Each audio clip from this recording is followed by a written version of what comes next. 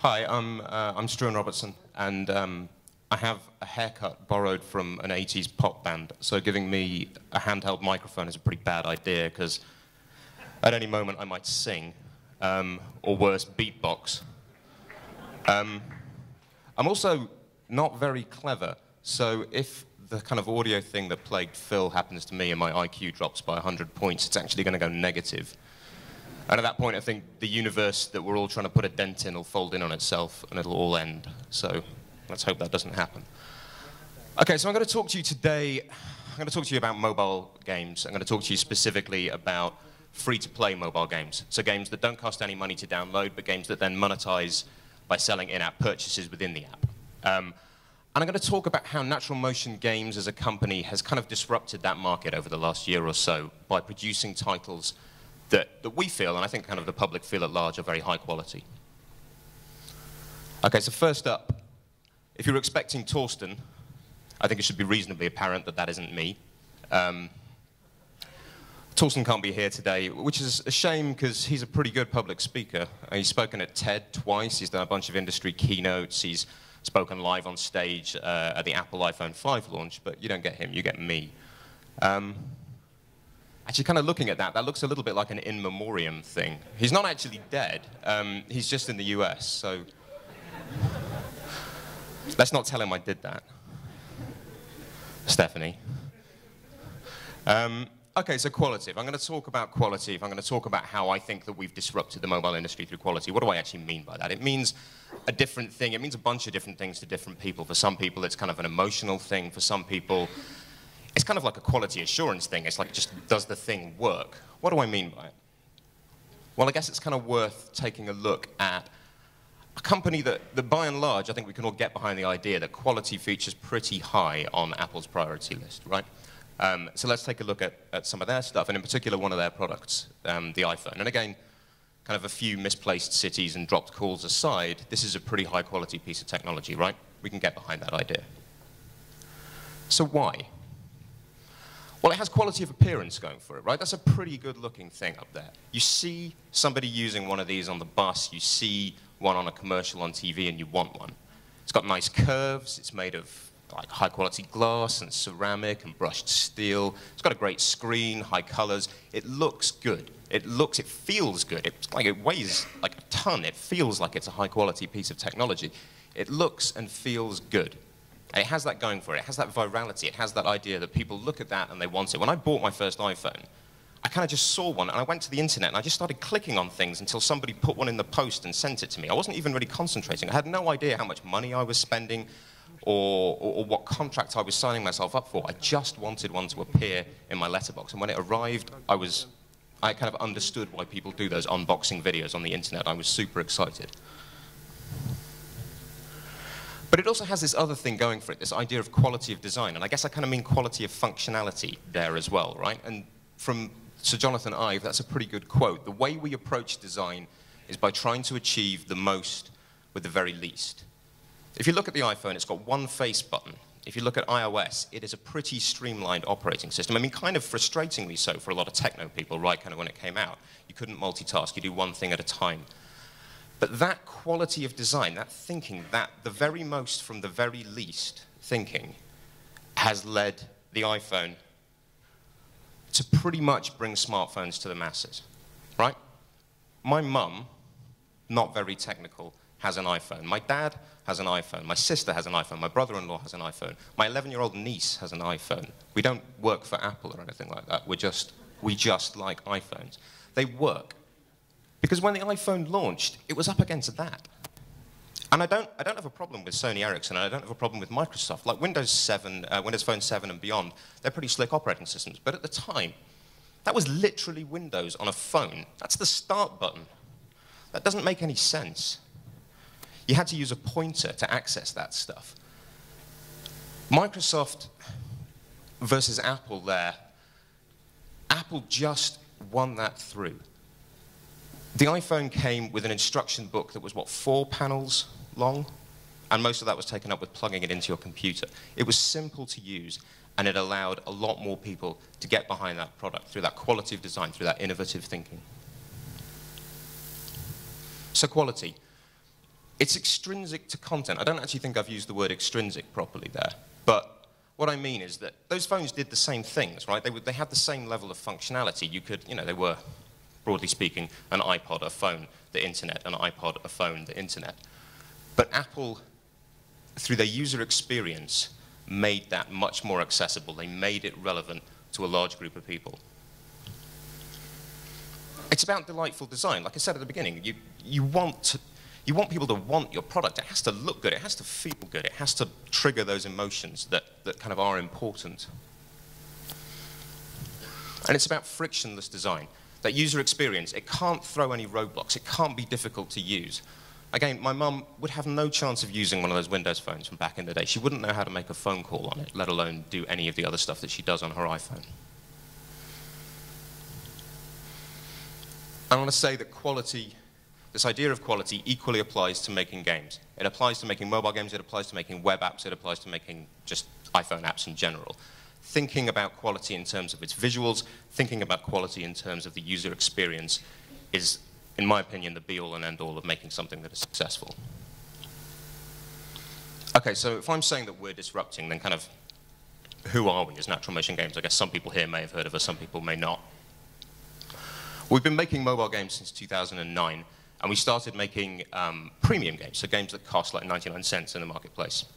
So we made Backbreaker 1, Backbreaker 2, Icebreaker, NFL Rivals, and then Jenga, so American football games, ice hockey games, and then naturally Jenga. And we made those games kind of based around 3 core tenets, right? The first one is console quality. We believed right from the start that the iPhone and Android phones had the power to deliver a console-level experience, that the kind of experience that people were getting on their Xboxes and on their PlayStations could be achieved on the iPhone. And we put a lot of time and effort into making sure that our games were high-end 3D, were high-end audio, and had high-end user interfaces. The second point was addictive play, that kind of one more go mentality that you get in a good game. The idea that you can't put it down. It has something that keeps bringing you back. A better score, more energy, more. Coming back. I think looking outside our games even, just Angry Birds is a great example of that, right? You want to keep going. You want to get that higher score. If I just do the third bird a little bit differently, I could make it happen sooner. And the third is polish, which kind of goes hand in hand with the first two, really. You can't really get the first two without polish. But we treat polish quite separately at Natural Motion. We spend an awful lot of time going back to the well just one more time to make sure that what we're delivering is the most polished experience possible. We have, I say a joke, it's not a very funny joke, but the idea that something can actually be 2 pixels out of alignment, and we will go back and fix that. And that kind of annoys the programming team, it annoys the graphics design team sometimes, but getting that right matters to us. And I guess kind of, broadly speaking, that was a successful tactic, right? So those 5 games, they're all top 10 hits on iTunes. They're all 4.5 out of 5 stars at least, over 20 million downloads. They were all 5 times ROI positive. They were successful. Backbreaker was the biggest new sports IP on iOS when it launched. And that's no mean feat given the number of sports IPs that were launched. But kind of, no matter how well we were doing on the premium game space, we saw in 2011 that there were even greater opportunities in freemium games. So again, games that were free to download, but monetize within the app through in-app purchases, through virtual goods, or through subscriptions, or through whatever. And so we decided to take those 3 points, the console quality, the addictive play, and the polish, and turn them into making ultra-high quality 3D mobile social games. Ultra-high quality 3D free-to-play games. And in the last year, we've released a game called My Horse and a game called CSR Racing. And I think I'll talk about those a little bit later in more detail. But I think hopefully you can see from the screenshots there that that was something that we achieved. Those are high-quality looking games. Those are good-looking games. And they've both been very successful for us. And so now we have lots more titles in development right now. And that, I won't talk too much about it because it's not out. But a game called Clumsy Ninja, which was featured at the launch of the iPhone 5 on stage by Apple recently. Okay, so if I'm saying that we're disrupting the mobile marketplace, what kind of is the mobile marketplace? What did we come into? Well, if you kind of look in early 2011, the mobile marketplace looked a little bit like this. And, wow, I made this slide, I should know what these games are. Tap Zoo, Happy Kingdom, Modern War, and Kingdoms at War. And I've got nothing against those games, right? Those games were successful, they made the people who made those games quite a lot of money. They're good games, but they kind of look like ass, right? Their thing at the time was spreadsheet first, look and feel second, right? And by that I mean the tuning of the game, the monetization of the game, like the pinch points, how much did things cost in the game? That was all that mattered, because at the time they released, the App Store was pretty much the Wild West for free-to-play. They just needed to get to market first with something that monetized well, and that was all that mattered. Look and feel came a distant second. And so at the time, people were porting Java games, people were porting games from the Asian free-to-play market just as fast as they could just to get something out. And at the time, the only things that had kind of a quality look and feel were the paid apps, right? So you had Infinity Blade, which I guess people might have heard of, Backbreaker 2, and Icebreaker. Those games needed to be really high quality because at that point they were charging 99 cents and everything else was free, right? So you were, I mean, 99 cents is nothing. You can't get anything for 99 cents these days, but you had to have something that was super high quality just to justify that price point when everything else around you was free. So fast forward 18 months, and that's kind of the state now of zoo games on the marketplace, and they all pretty much look the same. And these are 3 trading card games. For those who don't know, those are actually 3 separate games, although they look basically identical. And again, I don't have anything against these games. Some of those games are tremendously successful. In fact, all of those games are tremendously successful in their own way. But they look the same. It's almost impossible to stand out in that marketplace. In order to actually get new users into these games, these guys have to advertise in one another's apps and actually start to pay almost more money than a user is worth to get that user into your app. So the cost per install is in some cases more than the lifetime value of the user you're bringing in, which is kind of nuts. So this disruption, it has already really begun, because we know that these things are capable of console power. We talked about that earlier, right? These are pretty powerful devices. They have incredible graphics chips. They have incredible processors. And so in September 2011, we released My Horse. It's free to play. It was featured by Apple as App of the Week. So of the hundreds of apps that came out that week, Apple picked it up and gave it a banner headline, which is pretty good. It's a nurturing game. So you look after your horse. You have to kind of clean your horse. You enter it into competitions. You have to muck out the stables. And I'm convinced that if that had been a 2D game, if that had been a crappy-looking horse in a crappy-looking field, it would not have been successful, because you wouldn't have cared about it.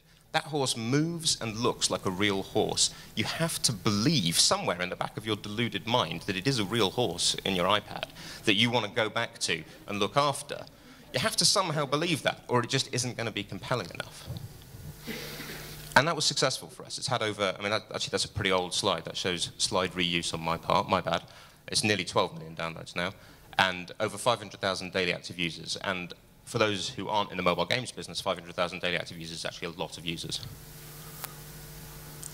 Okay, and then the next game was CSR Racing, and that launched in June this year. That was actually featured at an Apple keynote at the Worldwide Developer Conference. It was the only game featured at the Worldwide Developer Conference earlier this year. It was editor's choice on iTunes, which is what App of the Week became. And it was actually editor's choice pretty much across the world. It was, I think, only not featured in 4 countries. And I don't know what was wrong with those countries. But I've never seen that in another game. It was the #1 free and the #1 top grossing app in a bunch of places, but in the US and Europe significantly, because that's where a lot of the revenue is. And it made over $12 million in its first month. It's had nearly 2 billion play sessions since it started. It's been a big success. And those 2 games are widely pointed to by people in the mobile games industry as being the future of mobile free-to-play games. They think that we came out and we did it right, and a lot more people are starting to take that approach. And kind of finally we have, like I said, I'm not going to talk too much about it, Clumsy Ninjas in development. It was featured in the Apple keynote for the iPhone 5, and kind of significantly, it's worth talking about the fact that it uses our Euphoria technology. For those who don't know, Natural Motion has like another division where we make middleware for people who make games, and some of that technology is called Euphoria, which is a highly complex, very clever animation system that allows things to move more realistically and allows things to react to physical objects on screen. So if you tap Clumsy Ninja on the head, he'll fall back in a way that you kind of expect, and if he trips over something behind him, he will do that without needing animation. It's pretty clever. In fact, I think the guys who make that are probably some of the smartest people in the world. But the technology that runs that used to require a supercomputer to run, and now that's in the palm of your hand. It's raising the quality bar for everyone else out there to a pretty high level. And we're starting to see that in other titles, right? If you look, I don't really like looking at competition, but if you look at The Simpsons Tapped Out, I mean, broadly that looks like all the other zoo games out there, but actually that's a very high quality game, right? That's got great art. That looks like The Simpsons on your phone. It does a great job. And it does this great use of IP as well. I think the story is that Homer has leveled Springfield because he fell asleep at the nuclear plant whilst playing an iPad or something, which is kind of already like a Simpsons plot. That's already pretty good.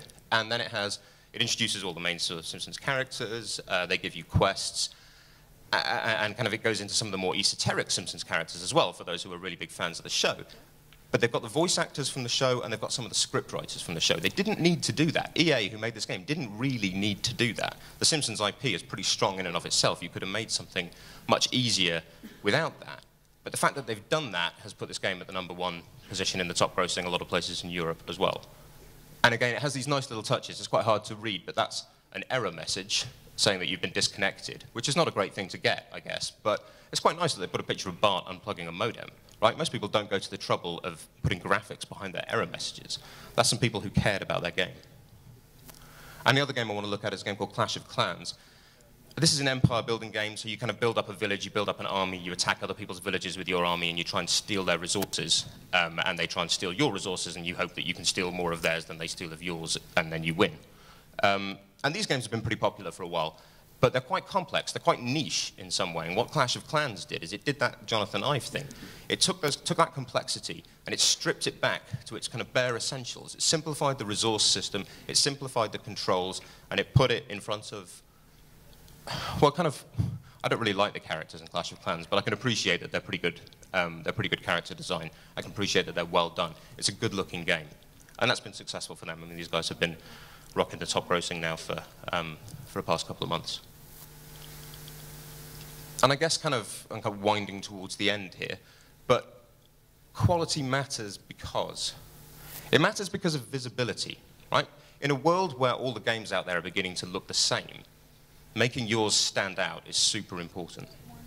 And we have what I call visual virality in our game. The idea that you see somebody playing it on the bus and you want to know what game it is. Or more importantly, when you're playing the game, you want to show it to your friends because you're amazed.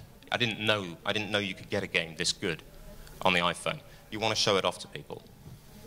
And so we build that into our games. So this is CSR Racing.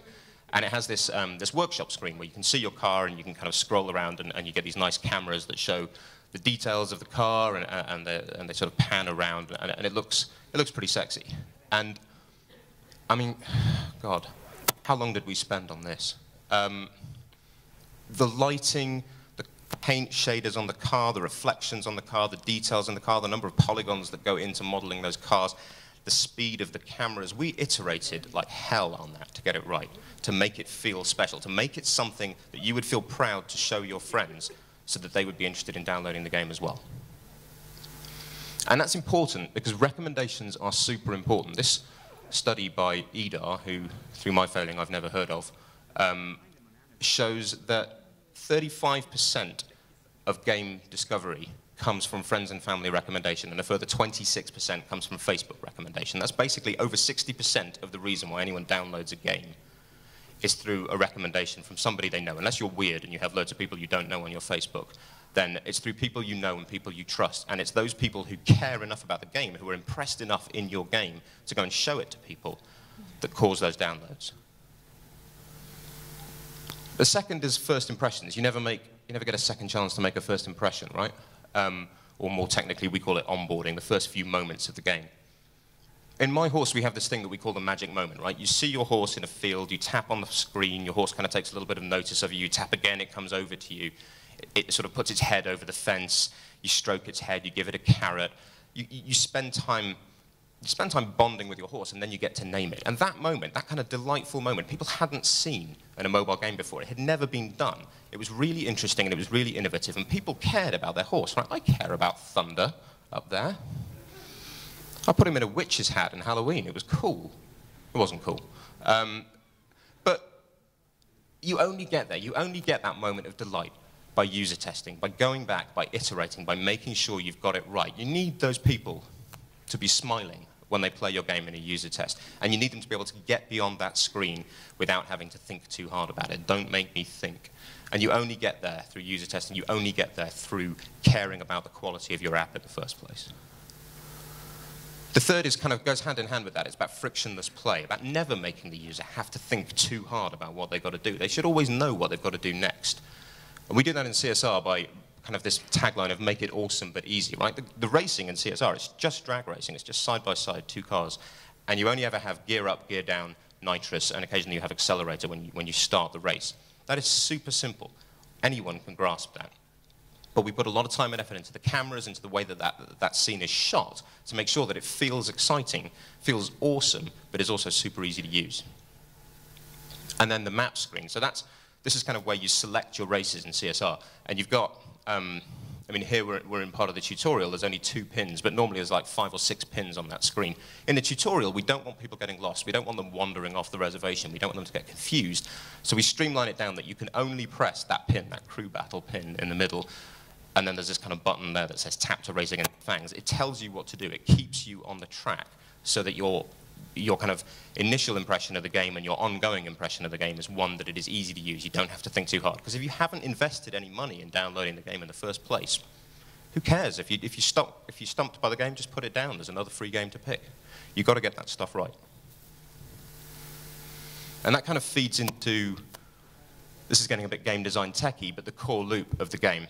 And so the core loop is you do a thing, you get a thing, you expand your things. In a farming game, you plant a crop, you harvest a crop and get some money. You use that money to buy more land and plant more crops. In CSR, you enter a race, you win some cash, you buy a new upgrade for your car, right? That's a thing that you keep doing in the game. But you've got to make sure that the track around that is absolutely frictionless. So these are the 4 screens that you basically see most frequently in CSR. You have the workshop, which I've already talked about. We put a huge amount of time and effort into. You have the map screen, again, I talked about. I mean, we redrew the map screen God knows how many times. I think in the end I got Photoshop out and we had a go. We had to get that right. We user tested the hell out of it. We had to get that right. We had to make sure that the map screen was easy to use and people understood it. Then you have the race, which I talked about, and this end of race screen where it's all kind of like and really exciting, and it makes you feel great, and you want to go and do another race. And again, 10, 15 iterations of that screen before we got it right. You have to take time, you have to care about the quality, you have to care about the polish. And the fourth, I mean, I could have just ditched the rest of my presentation and put this up, and you'd have probably all been less asleep by now. But people are capable of making a value judgment about your game, right? If you have, or your product, if you have a thing that is free, it's a business, it's a shop. And if you put crappy-looking things in a crappy-looking shop, people don't want to buy them, right? People are capable of judging whether a thing is worth spending money on. And it kind of boils down to, and I don't actually know what game this is, so I'm not being too unfair, but is it this or this, right? That's kind of what it boils down to. Do you want to spend money on the crappy-looking car, or do you want to spend money on the good-looking car? Putting your time and effort into making something that is high quality, has the perception of being high quality with your users, is worth it in this market where things are free. So kind of to sum up, what have I said? I've said quality is a user experience thing, but quality is also a visual thing.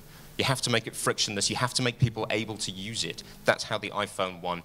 That's how really good free-to-play mobile games are winning. You have to make them good looking. That's how you make it stand out. That's how you make people want it in the first place. It's already a factor in the App Store. It's already a factor on the web. As competition increases, it's going to get more and more of a factor. More and more of the big guys are getting into this. More and more people are making things that are free, that monetize within them. You're up against stiffer and stiffer competition every day.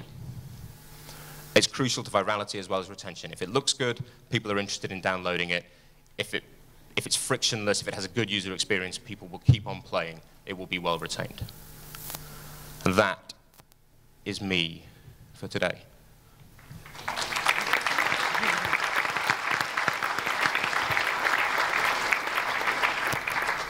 Thanks, Struan. No problem. How many of you are from the gaming industry? Some. Now is the question, the question section of Struan's intervention. So, Struan, what was for Natural Motion the biggest challenge so far in launching a spectacular game, a #1 game? Wow, I guess there are lots. I think, to some extent, it's keeping the team who are building the game motivated whilst you go back and you do that polish phase, right? Sometimes you can reach this point where you just want to ship the game because you've been making it for a while. And getting across the philosophy that this stuff really, really matters has been crucial. So we've got the people who are making the game, they really, really care about this idea of quality. They really care about pushing the thing to its limits. So when you go back one more time and you say, actually, let's try that screen one more time because it didn't use a test that well, I think that's been the most important thing, is to make sure that people stay motivated in that. All right, we have 2 questions from the right side. Hi, Struan. Hi. As far as I know, one of the criticisms of CSR racing, because you brought it up, is that it breaks the gaming experience because essentially its freemium model forces you to stop and pay or resume at a later time if you want to. So quality, it's not only visuals, it's also experience. And so what is your opinion on that criticism? I know it has worked well financially for you, but from a quality experience point of view. Well, I guess the easiest answer to that is that it's still a 4.5-star to 5-star review on the App Store. And so there are some people who complain about that aspect of it, but they're pretty much in a vocal minority. But also, actually, the shortening of the play experience, or the question is referring to, is the fact that we have a system of fuel, of gas in the game, and when you run out of gas, you have to wait for that gas to refill before you play again. And actually, whilst people don't necessarily know this, that kind of suits a mobile play pattern much better than just allowing people to play forever, because mobile play patterns are shorter, much shorter. Like the average racing game session length is something like 1.9 minutes. You would never get through all of your gas in 1.9 minutes in CSR. And CSR's average session length is a lot longer than that. But still, there aren't that many people out there running out of gas in the game before their bus gets to its destination and they have to put the game down, before the thing that they're biding time with the game happens.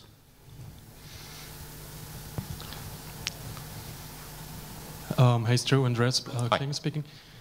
Short question, like what would you recommend to, let's say, a young team of developers, like indie developers, who have like this challenge of first having the perfect quality and only this one moment when they reach the market, and on the other hand, like the risk that they actually have like maybe not that good idea and they can't invest so much time and so much money on this one idea because they don't have it? What would you recommend to these guys?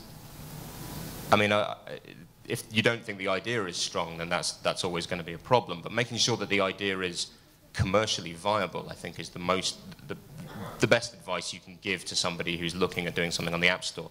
And by that, I mean, if you're a gamer and you're making a game, don't necessarily think that you want to make a game just for you, right? That's actually quite a hard market to crack on the iPhone. So making a game that is appealing to a larger group of people, that is perhaps a little bit more casual than some people might be inclined to make, is good starting advice. But then, if you're looking for one area to polish above everything else, polish the intro, polish that first moment, make sure that that is absolutely perfect, and polish the core loop of the game. Anything that people do most frequently in the game, spend your time in that, work that out, and spend your time in that area. And one last question. Hi, I'm Horacio from Scobler. Also concerning CSR racing, of course played it, and have one question. Love the addictive type of the game, and also the, let's say, 60 seconds rule. But why so short? I mean, you finish the 5 tier, and then no more addictiveness into the game. I think we didn't think it was that short. People played it a little bit more than we were expecting. There is more content coming. Cool. Thank you. Thank you, Struan.